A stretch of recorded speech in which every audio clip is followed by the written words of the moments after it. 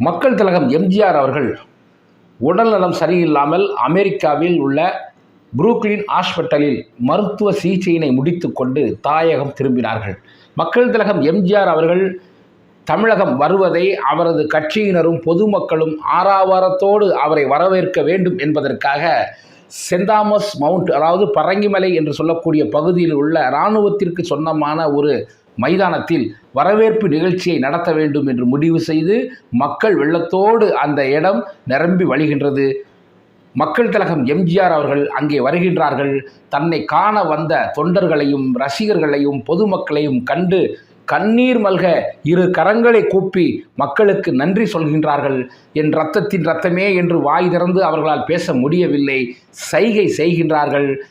அடுத்ததாக பிப்ரவரி மாதம் அவரை முதல்வராக பதவியேற்பு செய்ய வேண்டும் என்று நாள் குறிக்கப்படுகின்றது. ஆனால் இவர் மக்கள் வரவேற்பு நிகழ்ச்சியில் எதுவும் பேசவில்லை, வெறும் சைகை மட்டுமே செய்தார்.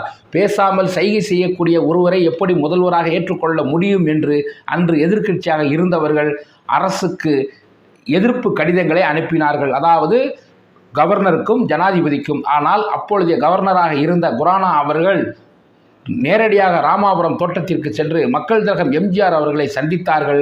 அவர்களுடைய உடல் நல ஆரோக்கியத்தை பற்றி விசாரித்தார்கள். மிக தெளிவாக இருக்கின்றார், உடல் ரீதியாகவும் உள்ள ரீதியாகவும் மிக ஆரோக்கியமாக எம்ஜிஆர் அவர்கள் இருக்கின்றார்கள். ஆகையால் பதவி ஏற்பு விழாவிற்கு எந்த தடையும் இல்லை என்று சொன்னதும் அவரை எப்படியாவது வீழ்த்தி விடலாம் என்று எண்ணிய எதிர்க்கட்சியினருக்கு மிகப்பெரிய ஏமாற்றமே.